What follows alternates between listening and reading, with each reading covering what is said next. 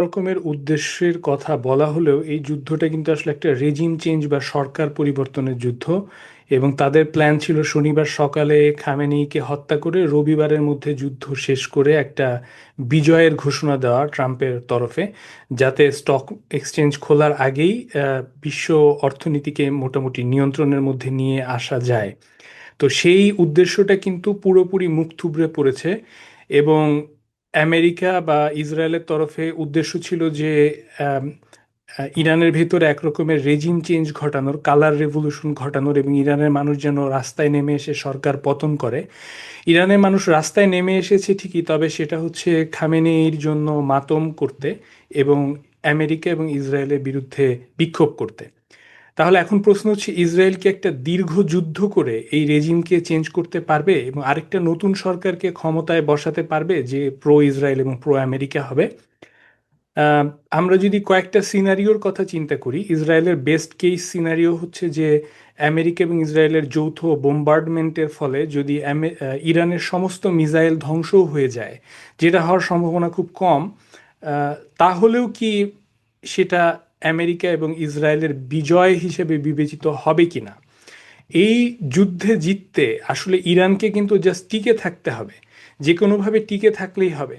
যতই ক্ষয়ক্ষতি হোক, নেতৃত্বের পরাজয় হোক, এই রেজিম কিন্তু কোথাও যাচ্ছে না, রেজিম টিকে থাকছে।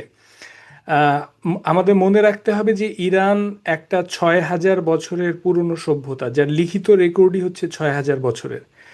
এবং এটা কিন্তু গালফের ওই কৃত্রিমভাবে গজিয়ে ওঠা কোনো ফেক স্টেট না, একটা জাস্ট আমেরিকান ঘাঁটি এবং কিছু কৃত্রিম ইকোনমির ভিত্তিতে তৈরি কোনো সভ্যতাবিহীন রাষ্ট্র না। এবং ইসলামিক রেভলিউশনারি গার্ডের অ্যাক্টিভ এবং রিজার্ভ মিলিয়ে ফোর্সের সংখ্যা হচ্ছে 10 লাখের কাছাকাছি। এরাই আসলে ইরানের সরকার। তারা একটা ওয়ার অফ অ্যাট্রিশনে যুক্ত হয়েছে এবং তারা তাদের প্ল্যানে কিন্তু আহ, টিকে থাকছে। তারা তাদের ক্ষয়ক্ষতি সয়ে যাওয়ার যে যুদ্ধ, সেটাই কিন্তু তারা চালিয়ে নিয়ে যাচ্ছে, তাদের প্ল্যান থেকে একটু বিচ্যুত হয়নি। এবং এই নেতৃত্বের পরিবর্তন হলেও নতুন যে সরকার আসবে, নির্বাচিত হবে, এবং যদি সমস্ত এই মিসাইল ধ্বংস হয়, তারপরও তো একটা সরকার থাকবে, যেহেতু এই রেভলিউশনারি গার্ড কোথাও যাচ্ছে না। তারা আবার মিসাইল বানাবে, আবার ড্রোন বানাবে, এবং সম্ভবত সুযোগ পেলে এমনকি নিউক্লিয়ার বোমাও বানাবে। কারণ আমাদের মনে রাখতে হবে যে ইরানের নিউক বানানোর ক্ষেত্রে প্রধান যে বাধা যিনি ছিলেন, আয়াতুল্লাহ খামেনি, যার ফতোয়া ছিল এই বোমা বানানো যাবে না, তিনি কিন্তু ইসরায়েলি আমেরিকান অ্যাটাকে নিহত হয়েছেন, তিনি কিন্তু আর জীবিত নেই।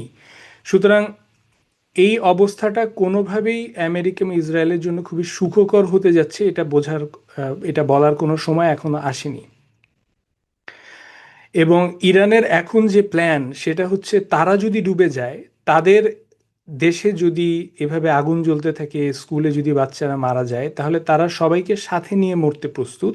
এবং এই কারণেই তারা উপসাগরীয় আরব দেশগুলোতে আহ, একের পর এক হামলা চালিয়ে যাচ্ছে এবং হামলাকে বিস্তৃত করে সারা পৃথিবীর ইকোনমিকে আহ, এই ব্যয়বহুল যুদ্ধে টেনে নিয়ে আসছে।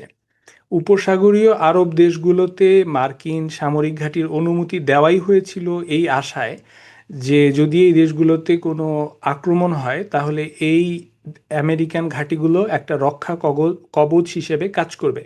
এখন উল্টো দেখা যাচ্ছে যে এই ঘাঁটিগুলোর কারণেই বরং এই দেশগুলো আক্রমণের শিকার হচ্ছে। এবং আমেরিকা তাদেরকে বা এই ঘাঁটিগুলোকে রক্ষা না করে উল্টো ইসরায়েলকে রক্ষা করার জন্য সমস্ত সামরিক সরঞ্জামকে সরিয়ে নিয়ে গেছে।